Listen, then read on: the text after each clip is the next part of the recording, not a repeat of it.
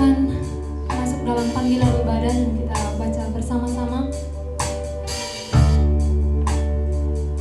Ulangan 6 1, 2, 3 ya. Hai orang Israel, Tuhan itu Allah kita, Tuhan itu Esa. Kasihilah Tuhan Allahmu dengan segenap hatimu dan dengan segenap jiwamu dan dengan segenap kekuatanmu.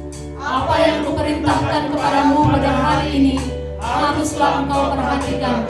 Haruslah engkau mengajarkannya berulang-ulang kepada anak-anakmu dan membicarakannya apabila engkau duduk di rumahmu, apabila engkau sedang berjalan perjalanan, apabila engkau berbaring, dan apabila engkau bangun. Haruslah juga engkau mengingatkannya sebagai tanda pada tanganmu dan haruslah menjadi lambang di dahimu. Dan haruslah engkau menuliskannya pada tiang pintu rumahmu dan pada pintu gerbangmu. Amin. Ya, puji Tuhan.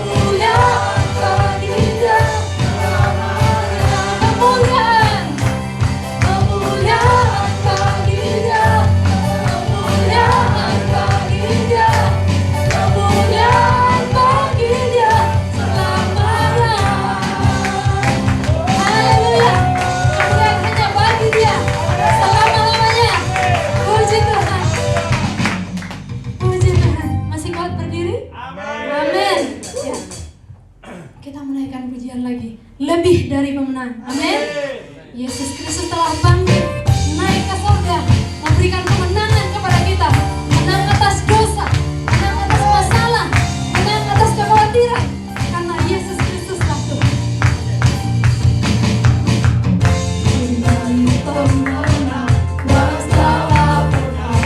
Amin. Dikalahkan oleh kuasa darahnya. Siapa? Allah di pihak kita. Siapa dapat melawan? Tidak ada dari pemenang. Haleluya, haleluya. Dibarkan kebanjinya Yesus Raja segala raja. Haleluya, haleluya. Bangkitlah gerejanya, kita lebih dari pemenang. Amin. Lebih dari pemenang.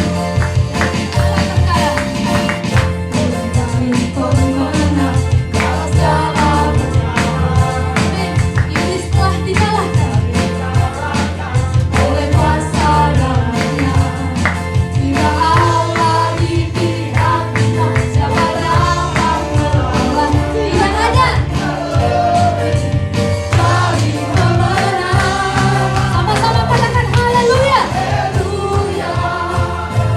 Dibarkan kebanjinya Yesus Raja segala raja. Amin.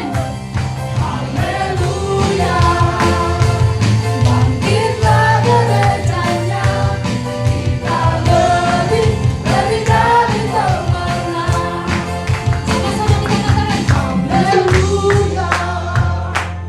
Dibarkanlah banjinya Yesus Raja segala raja. Amin. Haleluya. Bangkitlah gerejanya, kita lebih dari pemenang. Haleluya, haleluya. Dibarkan kebanjinya Yesus Raja segala raja. Haleluya. Bangkitlah gerejanya, kita lebih dari pemenang. Kita lebih dari pemenang. Kita lebih dari pemenang. Kita sorak-sorai dulu. Kita lebih dari pemenang. Amin. Haleluya. Ya, terima kasih. Silakan duduk kembali Bapak Ibu. Puji nama Tuhan. Ya, kita akan dengarkan firman Tuhan. Saya mengajak kita bangkit berdiri. Kita persiapkan hati kita untuk dilawat oleh kebenaran firman Tuhan.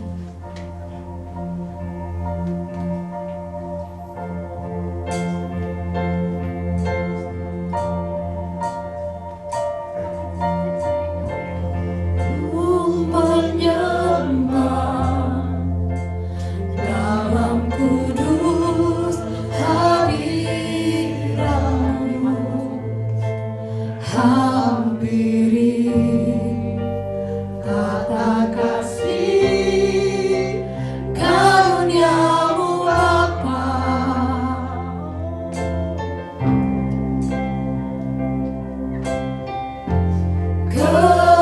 Kekuatanku hanya dalam hadirat-Mu, Yesusku. Hanya Engkaulah segalanya. Ku yakin Engkau hadir di sini. Ku yakin Kau hadir di sini. Ku rasakan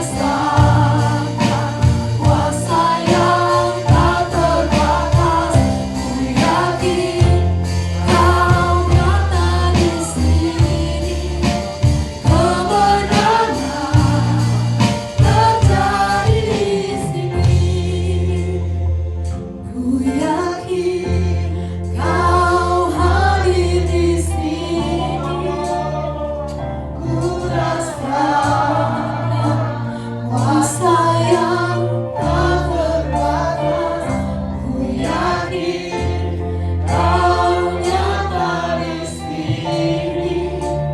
Kemenangan terus hadir, Kau hadir di sini. Ku rasakan kuasa yang tak terbatas. Ku yakin Kau nyata di sini. Kemenangan terjadi di sini. Kami percaya Tuhan, kemenangan demi kemenangan Tuhan sediakan bagi kami ya Pak. Glory to glory, kemuliaan demi kemuliaan Tuhan beri bagi kami. Nah kami percaya Tuhan, Engkau Allah yang mempunyai segalanya Tuhan Yesus. Bapa yang baik, siapakah kami Tuhan? Kami Engkau angkat menjadi biji matamu Tuhan. Bagimu Tuhan kami adalah orang-orang yang spesial Tuhan. Dan kami sungguh sangat bersyukur Tuhan. Kami percaya kami berharga di mata Tuhan. Ketika Tuhan ada bersama dengan kami, maka kami sanggup melakukan segala perkara. Kami melakukan hal-hal yang luar biasa karena Tuhan. Bukan karena hebat kuat gagah kami Tuhan, namun semuanya karena Tuhan. Karena roh-Mu Tuhan yang ada bagi kami. Terima kasih Tuhan Yesus. Terima kasih Tuhan. Kami percaya kemenangan, kesembuhan, pemulihan terjadi atas kami. Terima kasih Tuhan. Kita katakan, ku yakin Kau hadir di sini. Ku rasakan kuasa yang tak terbatas. Ku yakin Kau ada di sini. Kemenangan terjadi. Sekali lagi katakan, ku yakin Kau hadir di sini. Ku rasakan kuasa yang tak terbatas. Ku yakin Kau nyata di sini. Kemenangan terjadi di sini. Kesembuhan terjadi. Biarlah pemulihan terjadi. Pemulihan terjadi di sini. Haleluya. Haleluya. Terima kasih Tuhan. Terima kasih Bapa. Siapkan hati kami Tuhan. Sekali lagi kami percaya Engkau hadir di tempat ini Tuhan. Dari setiap ujung Tuhan, sudut tempat ini, kuasa-Mu Tuhan, Roh Kudus-Mu melayang dan berkuasa ke tempat ini, menjamah kami pribadi lepas pribadi Tuhan. Dan kami percaya ketika kami pulang, kami tidak akan sama lagi. Kami akan menjadi orang-orang yang lebih dari pemenang. Terima kasih Bapa yang baik. Terima kasih Tuhan. Sekali lagi Tuhan, biarlah kami semakin berkurang, Kau semakin bertambah Tuhan. Biarlah kemuliaan-Mu Tuhan dinyatakan di dalam nama Tuhan Yesus Kristus. Berkati kami semuanya Tuhan, yang lewat pemberitaan firman Tuhan pada hari ini kami dikuatkan, bahkan menjadi lebih baik lagi Tuhan. Terima kasih Bapa yang baik. Setiap kita yang siap untuk mendengarkan kebenaran firman Tuhan bersama saya katakan amin. Amin. Baik, silakan duduk Bapak Ibu. Baik. Shalom. Shalom. Kurang semangat Bapak Ibu. Sekali lagi shalom. Shalom. Saya ada dapat yel-yel shalom dari Bang Daniel. Dan saya mau kita praktekkan dulu Bapak Ibu ya. Dengan segala hormat sekali lagi saya undang kita semua bisa bangkit berdiri. Kita akan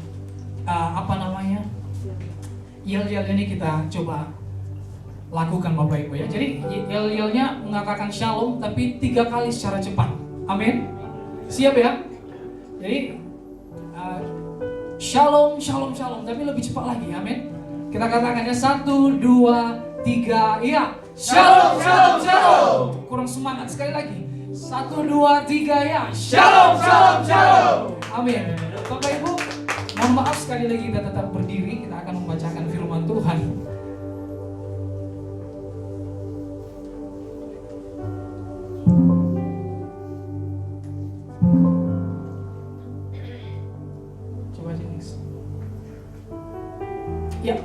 Kita akan membacakan firman Tuhan dari 1 Korintus 15 ayat 57 sampai yang ke-58. Kita baca bersama-sama 1 2 3. Ya, tetapi syukur kepada Allah yang telah memberikan kepada kita kemenangan oleh Yesus Kristus Tuhan kita. 58. Karena itu, saudara yang kekasih, berdirilah teguh, jangan goyah, dan giatlah selalu dalam pekerjaan Tuhan, sebab kamu tahu bahwa dalam persekutuan dengan Tuhan, jeripayamu tidak sia-sia. Haleluya. Silakan duduk Bapak Ibu.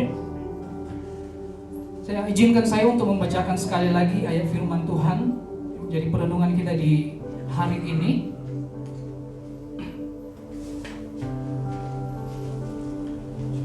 Demikian firman Tuhan. Tetapi syukur kepada Allah yang telah memberikan kepada kita kemenangan oleh Yesus Kristus Tuhan kita. Karena itu, saudara-saudaraku yang kekasih, berdirilah teguh, jangan goyah, dan giatlah selalu dalam pekerjaan Tuhan. Sebab kamu tahu bahwa dalam persekutuan dengan Tuhan, jeripayamu tidak sia-sia. Bapak Ibu yang terkasih dalam nama Tuhan Yesus Kristus, Rasul Paulus merupakan salah seorang rasul yang luar biasa dipakai Tuhan. Dimulai dari pelayanannya di Asia Kecil sampai ke Korintus, Bapak Ibu. Jadi kota Korintus ini merupakan salah satu kota yang megapolitan juga pada saat itu, yang berada di bangsa Yunani.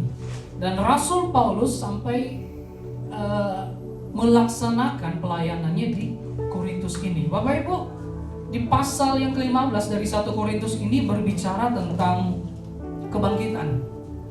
Minggu lalu bahkan bulan ini kita masih dalam suasana kebangkitan Kristus, Bapak Ibu. Di pasal 15 ini sekali lagi adalah menceritakan tentang kebangkitan Kristus, kebangkitan kita, dan kebangkitan tubuh. Rasul Paulus menuliskan surat Korintus ini kepada jemaat yang di Korintus karena pada saat itu jemaat-jemaat yang ada di Korintus sedang ada di dalam masalah. Jemaat Korintus sedang ada di dalam suatu perpecahan. Jemaat Korintus sedang berada di dalam sebuah perbedaan pendapat. Sebagian bertahan di pendapat yang satu dan sebagian lainnya bertahan di pendapat yang lain. Nah,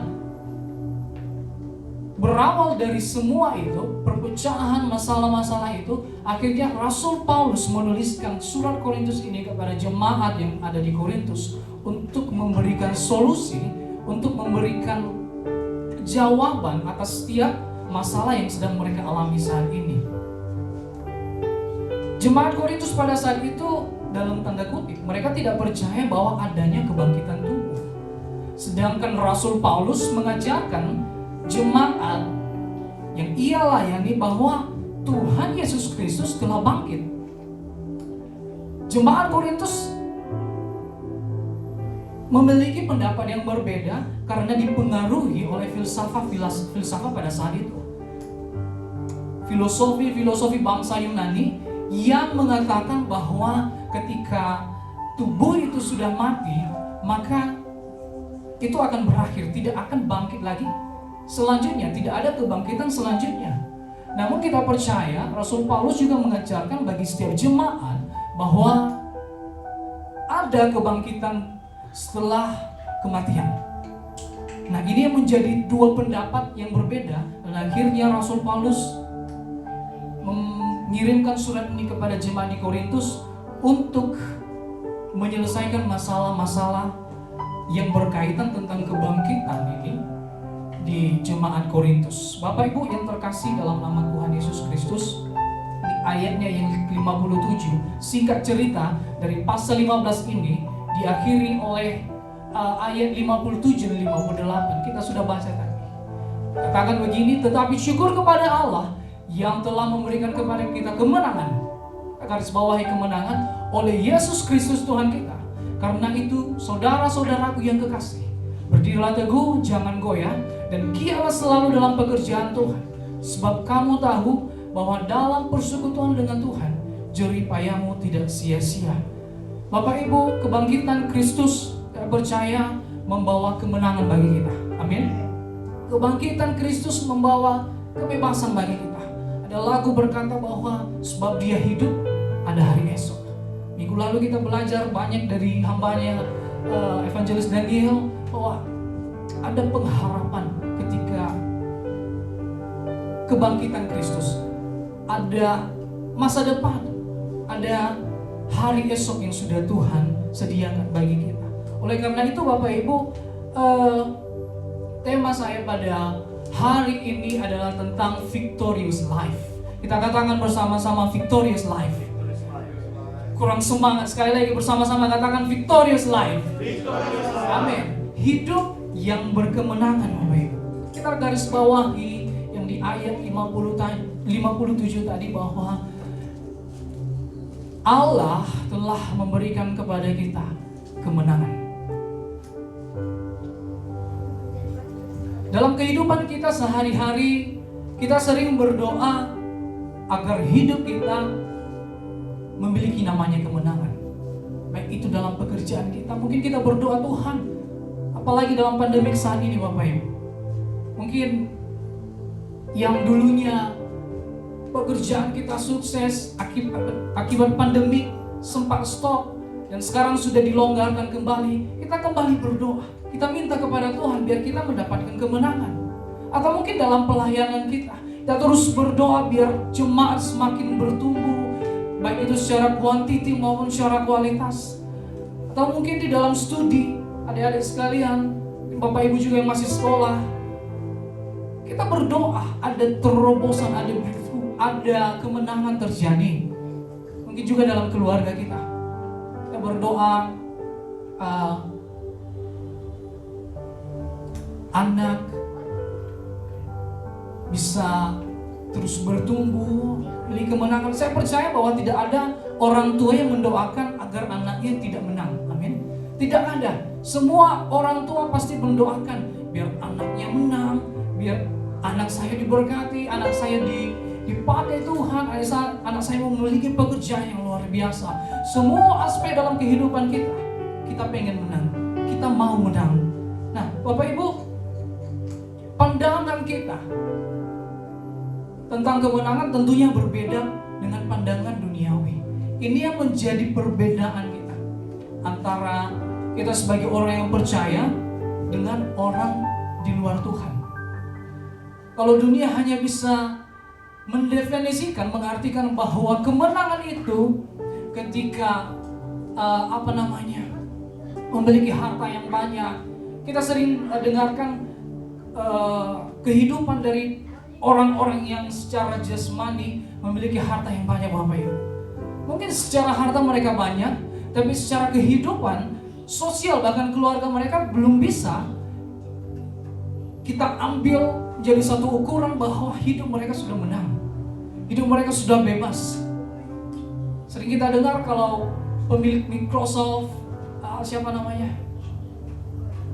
Bill Gates, Jeff Bezos dan orang-orang hebat saat ini, kalau kita melihat dari keluarga mereka juga memiliki masalah.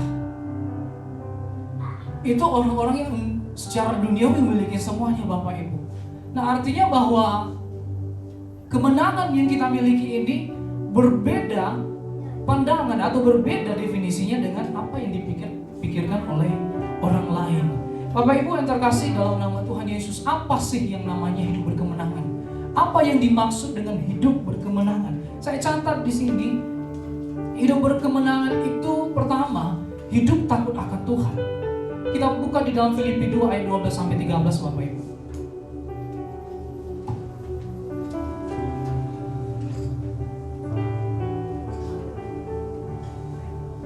Filipi 2 ayat 12 sampai 13, maaf saya tidak mengetik di PowerPoint.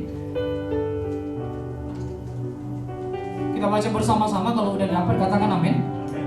Filipi 2 ayat 12 sampai yang ke-13. 2-3, ya. Hai saudara-saudaraku yang kekasih, kamu senantiasa taat. Karena itu tetaplah kerjakan keselamatanmu dengan apa? Dengan takut dan gentar. Bukan saja seperti waktu aku masih hadir, tetapi lebih pula sekarang waktu aku tidak hadir. Karena Allah yang mengerjakan di dalam kamu baik kemauan maupun pekerjaan menurut kerelaannya. Bapak Ibu, hidup berkemenangan artinya hidup takut akan Tuhan. Hidup berkemenangan artinya kita sudah memperoleh keselamatan. Dan Rasul Paulus mengingatkan kita agar keselamatan itu tetap kita kerjakan. Tetap kita kerjakan. Kalau di teks ini dikatakan jangan hanya pada saat Rasul Paulus, orang-orang pada saat itu mengerjakan keselamatan. Di saat kita sekarang, artinya bahwa jangan hanya ketika kita ada kita dilihat oleh orang-orang besar, mungkin pendeta atau begini, kita mengerjakan keselamatan itu. Tapi di luar itu pun, ketika orang tidak melihat kita tetap melakukan kita tetap mengerjakan keselamatan kita. Hidup berkemenangan artinya hidup takut akan Tuhan. Kedua, hidup berkemenangan itu artinya bahwa hidup dari firman Tuhan. Kita sering mendengar Yosua 1 ayat 8, hidup dalam firman Tuhan, merenungkan hukum Taurat siang dan malam. Bapak Ibu, kami anak-anak ini melakukan satu progres yang luar biasa juga. Setelah kami sudah masuk di kitab Keluaran sekarang, pembacaan firman Tuhan, dan saya press mereka untuk bisa membaca satu hari 2 ayat sekarang. 2 pasal ya, 2 pasal. Nah, itu merupakan suatu kebahagiaan khusus bagi kami tentunya, karena kami bisa menjalaninya hari demi hari dan ada perkembangan. Di dalam Matius 4 ayat 4 dikatakan bahwa bukan hanya roti saja, firman Tuhan juga merupakan makanan yang paling penting bagi kita. Roti sebagai jasmani dan firman Tuhan sebagai untuk hidup kerohanian kita, Bapak Ibu. Hidup berkemenangan adalah hidup berdasarkan firman Tuhan. Dan terakhir, hidup yang berkemenangan itu adalah hidup yang tunduk kepada Tuhan. Kita buka di dalam Yakobus 4 ayat 7.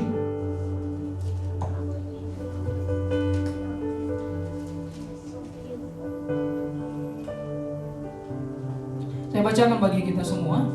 Yakobus 4 ayat 7. Demikian firman Tuhan. Karena itu, tunduklah kepada Allah dan lawanlah iblis, maka ia akan lari padamu. Bapak Ibu, hidup berkemenangan juga artinya adalah ketika kita hidup tunduk kepada Tuhan. Dan Tuhan mengatakan, Alkitab mencatat bagi kita bahwa ketika kita tunduk kepada Allah, maka kita akan punya kuasa. Kita akan punya kuasa untuk mengalahkan iblis. Oleh karena itu, ketika hidup kita berkemenangan itu artinya kuasa kegelapan, kuasa setan iblis itu kita hancurkan. Kapan? Ketika kita hidup tunduk kepada Tuhan. 3 hal ini menjadi definisi, menjadi renungan bagi kita bagaimana sebenarnya hidup berkemenangan itu. Yang pertama adalah hidup takut akan Tuhan, tetap mengerjakan keselamatan kita, hidup dari firman Tuhan, hidup yang berdasarkan oleh hukum Taurat, siang dan malam kita menghidupinya, kita membaca, merenungkan, dan menjadi pelaku firman Tuhan. Dan yang terakhir, hidup yang tunduk kepada Tuhan. Sehingga apa? Sehingga kita diberikan kuasa oleh Tuhan bahkan untuk mengalahkan iblis, Bapak Ibu. Saya mau bagi kepada kita ada 3 masa dalam kehidupan kita. 3 masa ini sering terjadi dalam kehidupan kita, Bapak Ibu. Mau tidak mau akan selalu terjadi, dan kita akan melewatinya. Atau mungkin kita sudah bahkan sedang melewati masa-masa ini, Bapak Ibu. Kita nggak bisa lari, karena ketika kita lari, maka toh juga kita akan ada di dalam masa ini. Yang pertama adalah masa penyertaan. Masa penyertaan ini artinya bahwa masa di mana hidup kita disertai oleh Tuhan. Masa di mana kita merasakan bahwa Tuhan itu dekat banget. Apa yang kita lakukan berhasil, hidup kita diberkati, bahkan kita begitu merasa joyful, merasa senang, dan mungkin doa-doa kita dikabulkan. Kalau kita sedang merasakan hal ini, berarti kita ada dalam masa penyertaan Tuhan. doa-doa kita dijawab. Kami beberapa hari kemarin, saya dan Bang Daniel guyonan, beberapa hari yang lalu kami pergi ke suatu tempat dan kami pengen makan sesuatu begitu.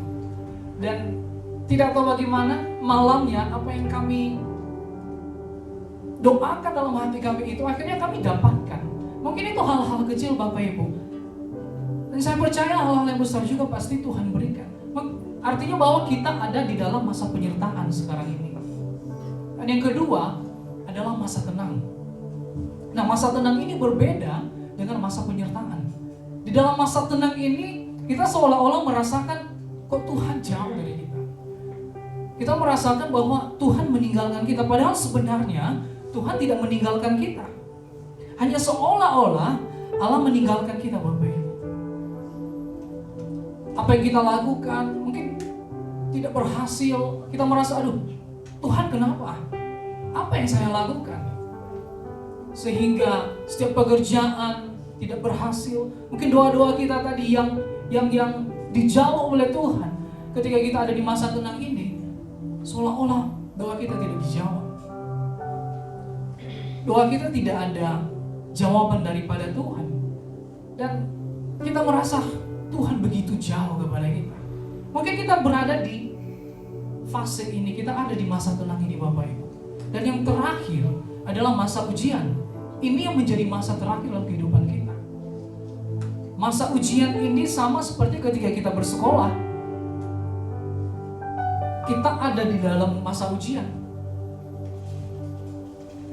Sebelum masa ujian itu pasti dulu kita masih ingat, kita diberikan waktu untuk libur sejenak. Libur itu bukan diperuntukkan untuk kita bermain-main atau untuk melakukan hal yang lain. Sekolah pasti memberikan hari libur sebelum hari ujian itu untuk kita bisa belajar, bukan untuk melupakan setiap pelajaran itu. Ada Pak Guru di sini, ada Pak Ranto. Dan kita semua pasti pernah merasakan hal ini di sekolah Bapak Ibu. Ketika masa ujian itu ada, kita sedang ujian, maka di situ kita akan diproses. Masa ujian ini adalah masa di mana kita sedang diuji oleh Tuhan. Apakah kita tetap setia? Apakah kita tetap mengandalkan Tuhan dalam kehidupan kita? Masa ujian ini merupakan masa yang terakhir, masa yang menentukan bagi kita. Ketika masalah ada dalam kehidupan kita, apakah kita tetap hidup dalam Tuhan? Apakah kita tetap percaya kepada Tuhan? Bapak Ibu, kami tadi juga mendengarkan bahwa ada dulu seorang pendeta. Saya tidak perlu menyebutkan namanya, tapi mungkin kita tahu pendeta ini sudah meninggal. Tetapi jemaat dan anak-anaknya, keluarganya mendoakan untuk bangkit kembali Bapak Ibu. Singkat cerita, pendeta ini tetap saja meninggal. Saya percaya bahwa dalam masa ujian ini, apapun yang kita lakukan, biarlah kita serahkan dalam kehendak-Nya Tuhan. Dan yang paling kita harus perhatikan adalah di dalam masa ujian ini, jangan sampai ada yang namanya kemurtadan. Karena sering sekali kita merasa bahwa kenapa Tuhan jauh, kenapa Tuhan tidak menjawab doa. Bahkan mungkin contohnya seperti pendeta tadi, seandainya kita kasih contoh lain, seandainya ada orang yang tidak dibangkitkan kembali, jangan sampai keluarga yang ditinggalkan tadi murtad karena tidak percaya lagi dengan kuasa Tuhan, tidak percaya dengan Tuhan sendiri Bapak Ibu. Oleh karena itu di masa ujian ini kita harus kuat di dalam Tuhan. Saya tidak tahu di mana kita berada sekarang. Apakah kita ada di dalam masa penyertaan, atau mungkin kita ada di dalam masa tenang, atau mungkin kita dalam masa ujian Bapak Ibu.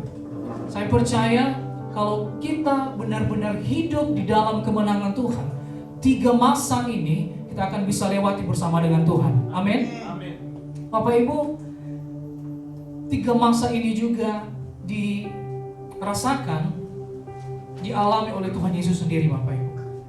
Kita tahu bahwa Tuhan Yesus melayani, bekerja di dunia ini selama kurang lebih 3,5 tahun. Dan Tuhan Yesus ada di dalam 3 masa ini. Masa penyertaan, ketika Tuhan Yesus melakukan hal-hal yang luar biasa. Ketika Tuhan Yesus disertai oleh Bapa, Allah Bapa, dan mengadakan mujizat penuh kuasa. Orang dibangkitkan, orang disembuhkan, yang tuli mendengar, yang buta bisa melihat. Di situ Tuhan Yesus sedang ada di dalam masa penyertaan.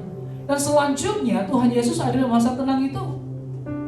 Ketika Yesus ada di Taman Getsemani Bapak Ibu, seakan-akan Tuhan Yesus ditinggalkan sebelumnya disalibkan. Tuhan Yesus tidak boleh menggunakan kuasanya. Dia harus taat kepada Allah Bapa. Dan di situ masa tenangnya Tuhan. Tuhan Yesus merasa kenapa Allah meninggalkan dia.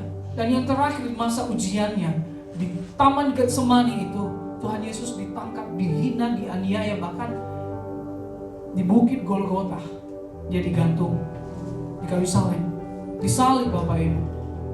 Dan di masa ujian itu Tuhan Yesus gak bisa menggunakan kuasanya.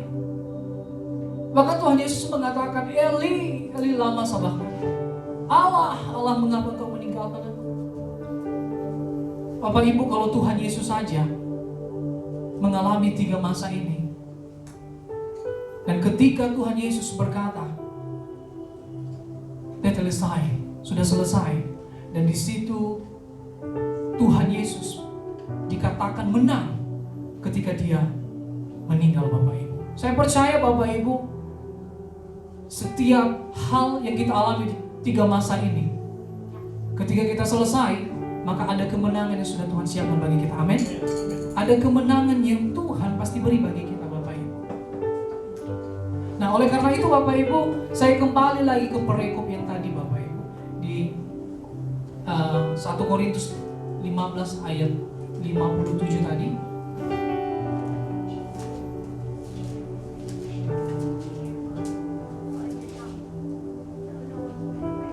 Rasul Paulus memberikan kita beberapa nasihat bagaimana kita bisa hidup dalam kemenangan. Ada 3 kunci yang Rasul Paulus berikan bagi kita sehingga kita mengalami yang namanya kemenangan itu. Yang pertama adalah berdiri teguh, jangan goyah. Stand firm. Berdiri teguh dan jangan goyah. Tadi saya cari asal muasal dan kata berdiri teguh ini Bapak Ibu. Ini berasal dari bahasa Yunani, yaitu het rahios. Mungkin begitu cara pembacaannya Bapak Ibu. Artinya berdiri teguh, tidak bergoncang dan yakin. Berdiri teguh, jangan goyah. Rasul Paulus mengatakan kepada jemaat Korintus saat itu, dengan adanya pengajaran-pengajaran, filsafat-filsafat pada saat itu, Rasul Paulus mengatakan kepada mereka, berdiri teguh, jangan goyah. Dan saat ini juga, saya percaya ayat ini masih relevan bagi kita. Ayat ini masih sesuai bagi hidup kita. Mungkin bukan filsafat yang kita alami saat ini, mungkin bukan pemahaman pengajaran berbeda yang kita alami, tetapi saya mau katakan ada masalah-masalah lain. Kalau kita mau pergi dari masalah, itu artinya kita tidak ada hidup lagi di dunia ini. Kita terus menghadapi yang namanya masalah. Oleh karena itu, pada sore hari ini, Rasul Paulus mengingatkan kita.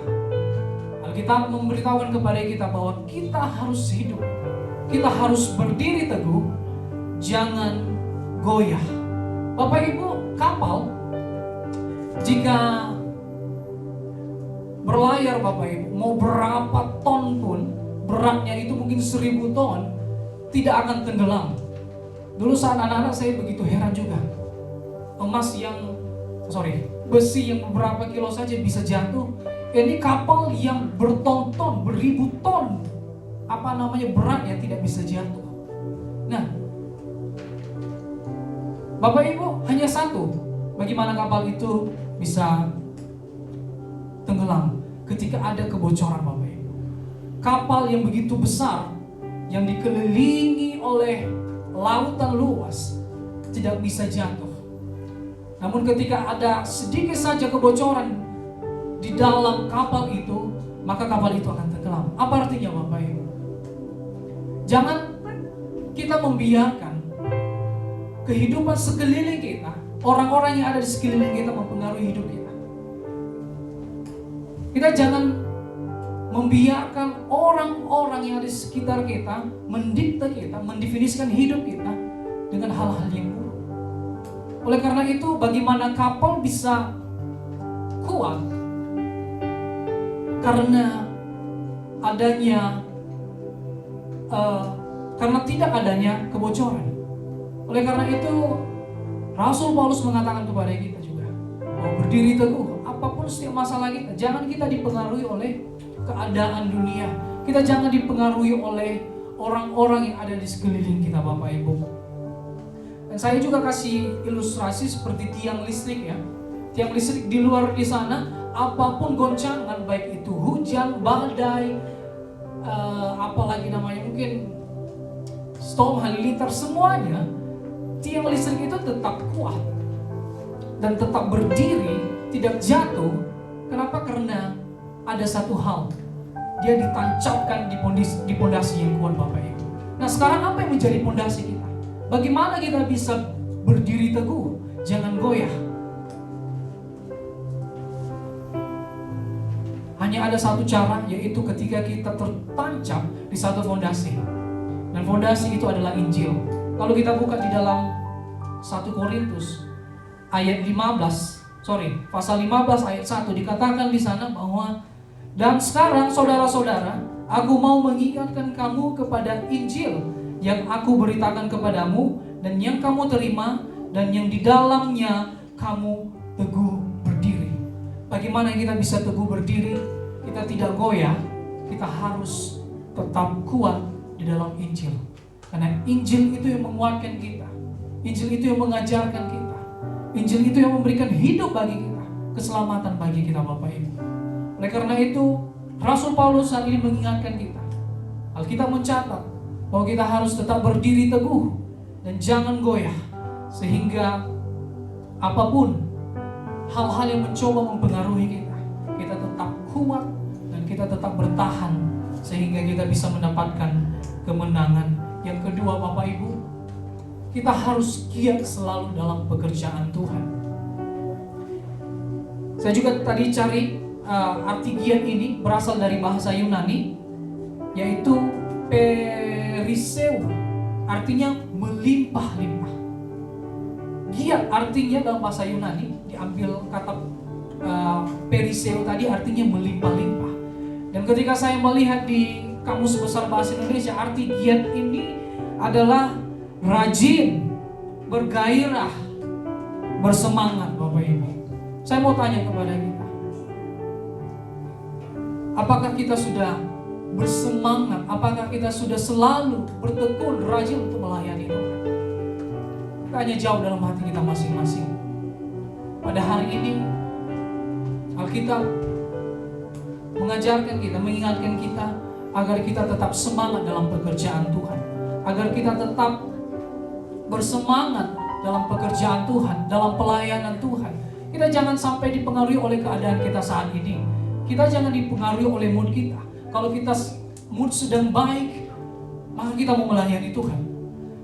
Namun sebaliknya, ketika mood kita sedang tidak baik, udahlah, ngapain ke gereja, ngapain melayani. Bapak Ibu, kita harus tetap bergairah. Kita punya gairah yang mendalam untuk melayani Tuhan. Melimpah-limpah, dari bahasa Yunani tadi, periseu, katanya melimpah-limpah. Artinya semangat kita itu harus selalu melimpah-limpah untuk melayani Tuhan. Tidak bisa dipengaruhi oleh orang lain, tidak bisa dipengaruhi oleh keadaan yang lain. Namun kita tetap memberikan hidup kita untuk melayani Tuhan dengan segala segenap hati kita. Kita buka di dalam Roma 12 ayat 11, Bapak Ibu.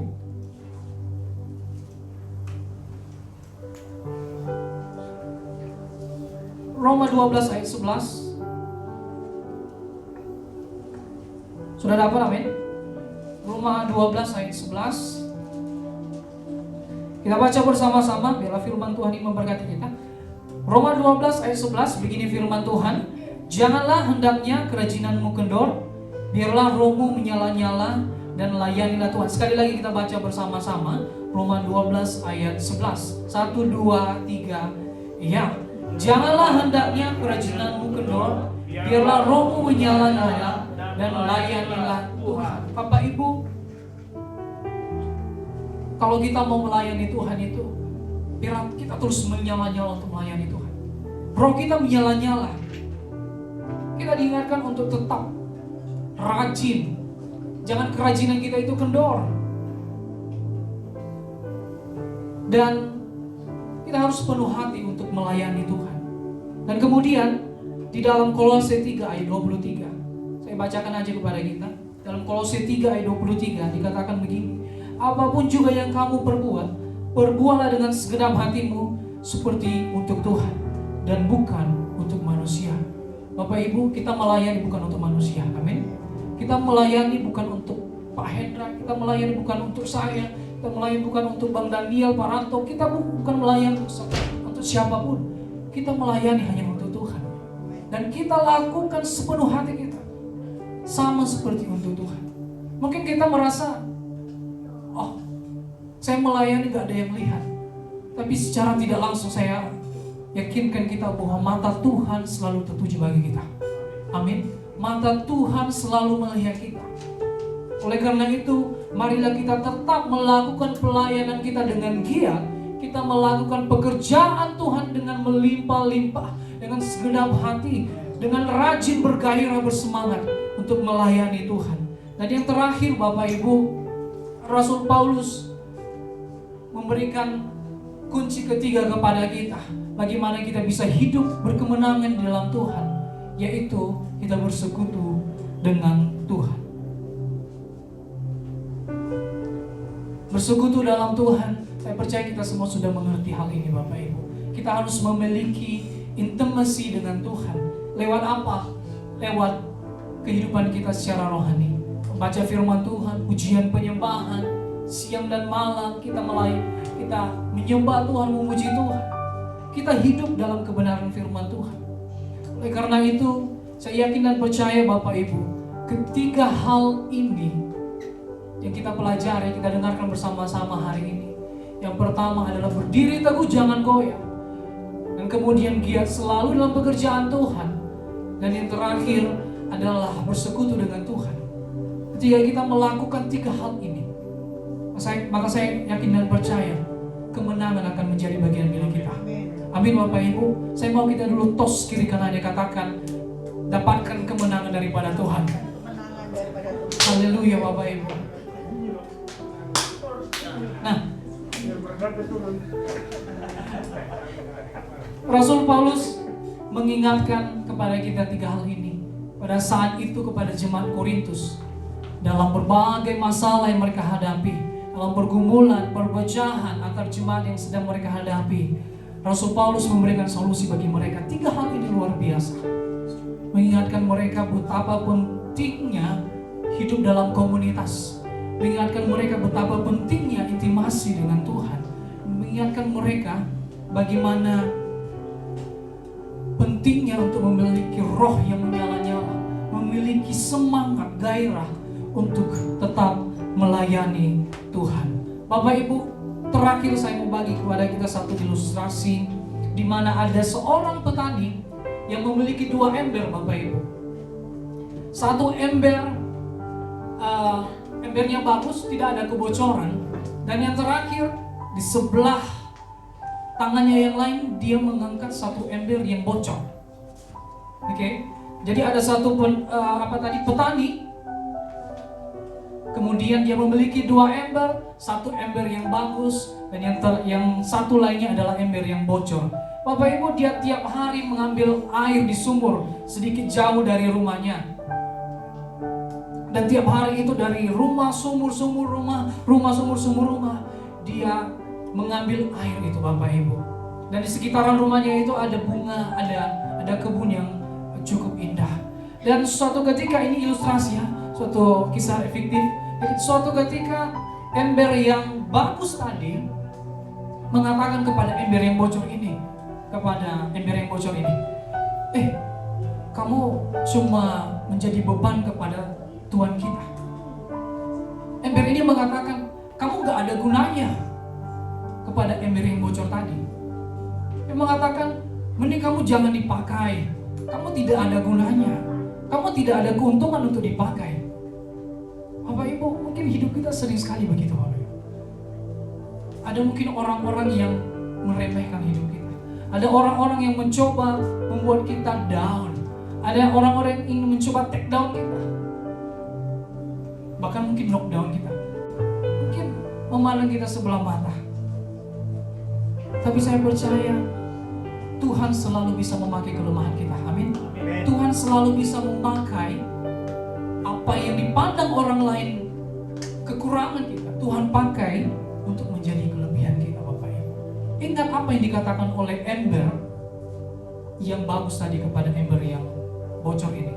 Katakan gak ada gunanya. Buat apa guna?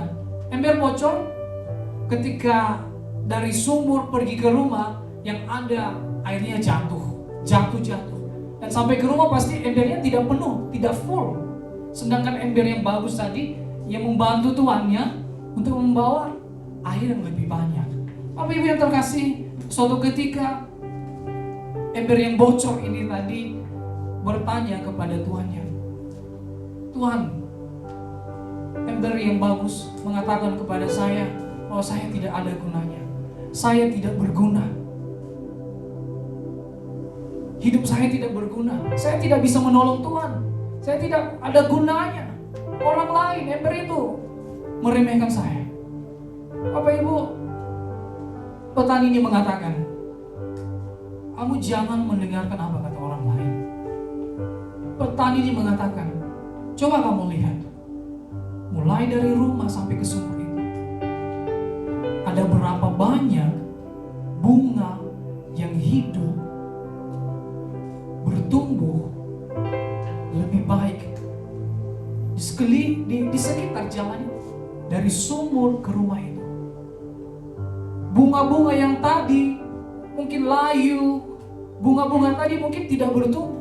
Namun ketika si petani itu mengambil air dari sumur ke rumahnya, air yang tumpah dari ember yang bocor tadi jatuh di bunga-bunga di sekitaran jalan itu. Dan akhirnya si ember yang bocor ini barulah mengerti bahwa di dalam kelemahannya Tuhan bisa pakai dia untuk sesuatu hal yang luar biasa. Amin. Bunga-bunga yang ada di sekitar jalan itu mekar. Bunga-bunga yang ada di sekitar jalan itu bertumbuh. Bunga-bunga yang ada di sekitar jalan itu menjadi indah. Bapak Ibu, saya percaya bahwa jeripaya kita tidak akan pernah sia-sia. Amin. Di ayatnya yang ke-58 tadi, Bapak Ibu, dikatakan bahwa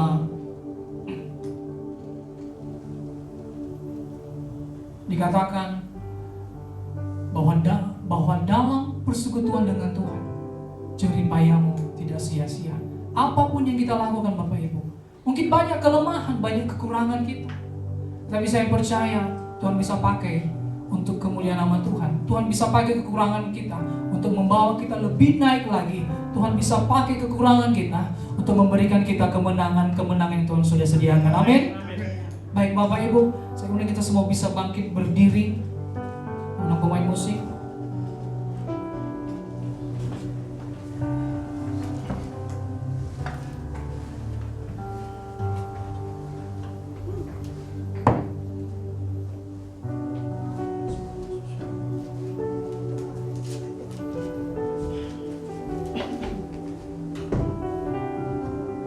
Terima kasih Tuhan. Terima kasih Bapa.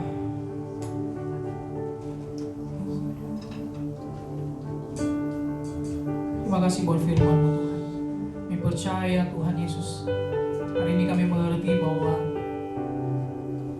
kemenangan Tuhan sediakan bagi kami. Namun kami harus tetap berdiri teguh Tuhan. Kami harus terus berharap kepada Tuhan. Terima kasih Tuhan. Terima kasih ya Tuhan. Terima kasih ya Tuhan. Kami sungguh sangat bersyukur Tuhan. Haleluya.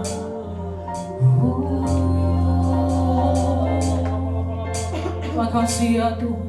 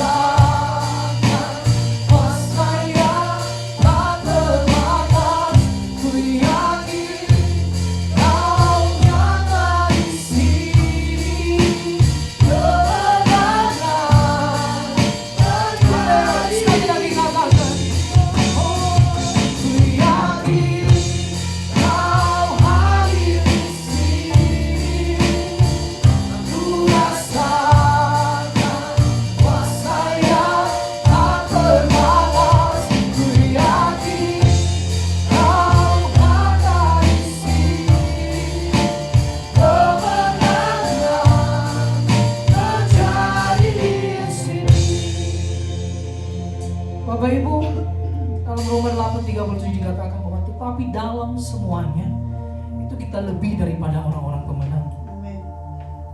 Mungkin saat-saat ini kita sedang merasa lemah, kita merasa sedang dalam pergumulan. Mungkin ada rencana kita yang sampai saat ini belum terwujudkan. Ada doa-doa yang kita doakan kepada Tuhan masih belum terjawab. Saat ini Tuhan mengingatkan kita untuk tetap stay strong. Tuhan mengingatkan kita untuk tetap stand firm. Tetap berdiri teguh. Tidak ada yang mustahil bagi Tuhan. Tidak ada yang tidak mungkin bagi Tuhan. Nothing is impossible for God. Tuhan, kami percaya bahwa kuasa-Mu Tuhan. Kami percaya bahwa waktu-Mu tepat. Waktu-Mu indah bagi kami ya Tuhan. Terima kasih Bang. Kami terus berdoa Tuhan, biar roh kami terus menyala-nyala melayani Tuhan. Kami tidak mau melihat kiri kanan kami. Kami tidak mau melihat sekeliling kami Tuhan. Walaupun mereka sering mencoba untuk membuat kami jatuh. Ada mungkin orang-orang yang meremehkan. Ada orang-orang yang memfitnah. Orang-orang yang membuat kita jatuh. Orang-orang yang ingin mencoba menyakiti kita. Bapak Ibu, saya mau katakan kepada kita harus tetap semangat. Kita harus tetap giat. Kita harus tetap berlimpah dengan segenap hati melayani Tuhan. Terima kasih Tuhan. Terima kasih Pak. Dipercaya. Terima kasih Tuhan. Biarlah hidup kami juga terus Tuhan tetap ada di dalam intimasi dengan Tuhan. Kita tetap hidup dalam bersekutu dengan Tuhan. Oh Tuhan, terima kasih Bapak, terima kasih.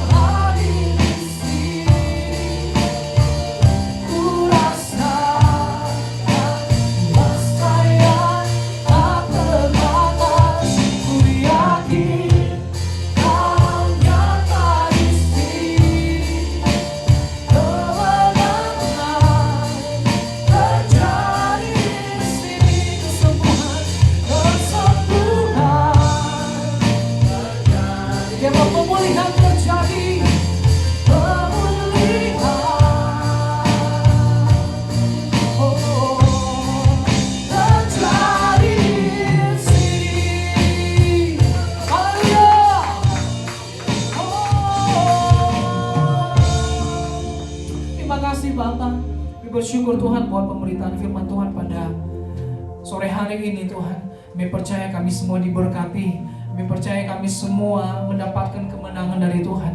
Kami mendapatkan kekuatan. Kami Kami mendapatkan sukacita daripada Tuhan. Saat ini mungkin kami sedang sakit, kami percaya kami sudah disembuhkan oleh Tuhan. Saat ini mungkin kami sedang lemah, kami sudah dikuatkan oleh firman-Mu Tuhan. Saat ini mungkin kami sedang terikat, kami percaya Tuhan sudah membebaskan kami. Kemenangan yang Tuhan sudah sediakan bagi kami, kami terima hanya di dalam nama Tuhan Yesus Kristus. Terima kasih Bapa, bersyukur Tuhan, dan biarlah semuanya pemberitaan firman Tuhan ini semuanya hanya untuk kemuliaan nama Tuhan. Terima kasih Bapa yang baik. Ini doa dan syukur kami. Setiap kita yang diberkati bersama saya katakan amin. Silakan duduk Bapak Ibu. Shalom saudara terkasih. Hari Minggu semua diberkati Tuhan. Amin. Ya. Satu hal yang luar biasa yang dibagikan hari ini adalah hidup berkemenangan. Hidup berkemenangan saudara-saudara terkasih itu berkaitan dengan Tuhan.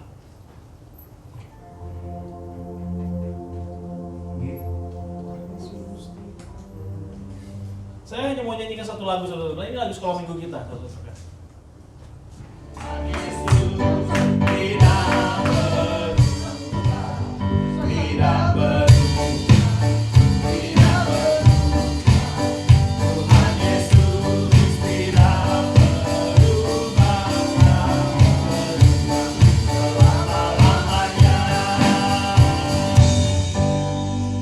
Saya mau menambahkan satu, hidup berkemenangan itu pasti punya. Pasti punya. Yang suka goyang-goyang itu kita. Ya, yang suka goyang-goyang itu kita. Yang suka kiri kanan itu kita. Tuhan itu pasti punya. Karena itu sekali lagi saya mengingatkan seperti apa yang diperkatakan Musa kepada Harun, kepada Yosua. Kuatkan dan teguhkan hatimu, sebab engkau akan masuk bersama-sama ke negeri yang dijanjikan Tuhan dengan sumpah yang diberikan kepada nenek moyang kita, dan engkau akan memiliki negeri itu. Yakin dan percaya saudara terkasih, apapun kondisi kita saat ini, Tuhan Yesus gak pernah berubah. Dia yang berkata akan menjanjikan yang terbaik untukmu, Dia akan memberikan. Jika saat ini kau merasa dalam masa tenang, ingat Tuhan tidak pernah. Tuhan tidak pernah jauh dari kita. Kita berdoa saudara terkasih. Shalom. Bapa kami di surga yang mengucap syukur Tuhan. Kami mengucap syukur untuk kebaikan Tuhan. Terima kasih untuk Agus yang telah menyampaikan firman Tuhan untuk hidup berkemenangan. Biarlah kami semua dipenuhi dengan roh yang hidup berkemenangan di dalam segala hal. Di dalam segala hal melepaskan Tuhan berkat Tuhan kepada semua kami. Tanda heran dan ajaib terjadi untuk kita semua di tempat ini. Siapapun kita yang datang, tidak ada lagi yang terikat dengan dosa, tidak ada yang terikat dengan masa lalu, tidak ada lagi terikat dengan kuasa-kuasa gelap. Di dalam nama Yesus, ini saatnya semua terlepas. Ini saatnya engkau bangkit. Ini saatnya engkau maju. Ini saatnya engkau seperti Raja Wali yang melewati badai masa lalu. Shalom. Terima kasih Tuhan Yesus, terima kasih. Kami mengucap syukur. Kami akan mengakhiri ibadah kami Bapa. Dan kami mau meyakinkan sekali lagi, kami mau keluar sebagai pemenang.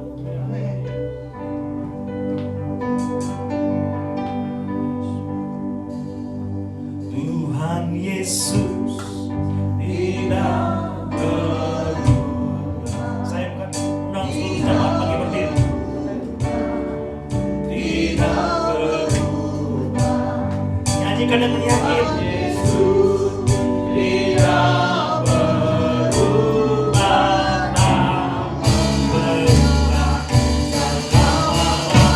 Tuhan Yesus tidak berubah. Tuhan Yesus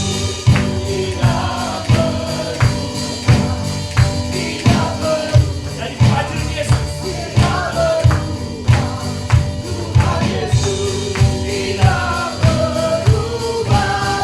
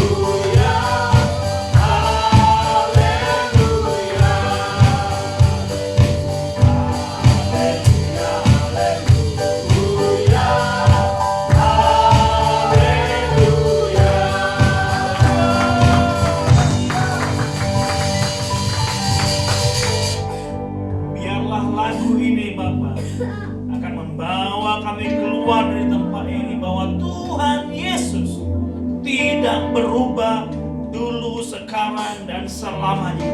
Dan kami akan berjalan Tuhan dari tempat ini, membawa hidup kami berjalan dari kemenangan satu dengan kemenangan yang lain di dalam nama Tuhan. Terima kasih Bapak. Kami mengakhiri ibadah raya kami ini dan kami rindu untuk menerima berkat Tuhan. Angkat kedua tangan kita saudara terkasih.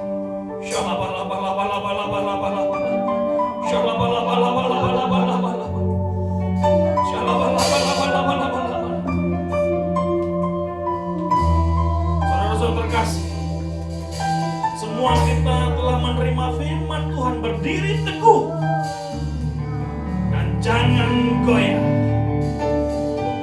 Kuatkan dan teguhkan hatimu. Pada saat kau keluar, jadilah pemenang. Percayalah Tuhan Yesus tidak berubah dari dulu, sekarang, dan sampai selama-lamanya. Dia akan memberkati engkau, Dia akan memimpin engkau, dan Dia akan membawa engkau dari satu kemenangan ke kemenangan yang lain. Mulai hari ini, besok sampai Maranatha, Tuhan Yesus menjemput kita di awan kemuliaannya. Di dalam nama Yesus. Amin.